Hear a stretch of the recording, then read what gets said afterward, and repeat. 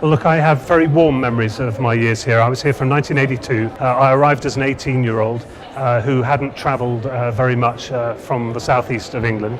I arrived at the station with a suitcase and stepped off and spent the next 3 years completely immersed in life at Aberystwyth.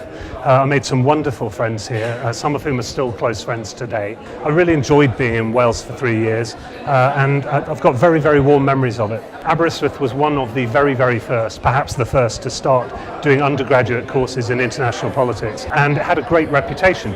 So that's what brought me here. I never regretted that choice for a moment because the quality of teaching I had was excellent and the calibre of students on the course with me was really very good. And what's really fun to see 30 years on is that the international politics faculty has continued to thrive, has continued to have a really good reputation, even though that degree is now quite common across the UK. And back as an 18-year-old, all I wanted to do was join the Navy and go to sea. And a very wise grandmother showed me the syllabus for the course, and I took one look at it and thought, I really, really want to spend 3 years of my life studying that.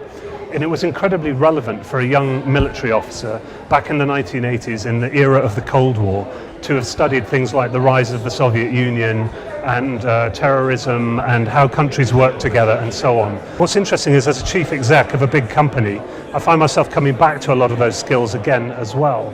I work internationally a lot. I have to know how to operate with businessmen and businesswomen and diplomats and so on. And I did learn things here which are still very relevant today. I'll tell you the other thing that was really relevant was learning how to interact with everybody from all over the country and beyond who had come to university in Aberystwyth. Really taught me a lot that's very useful every day at work.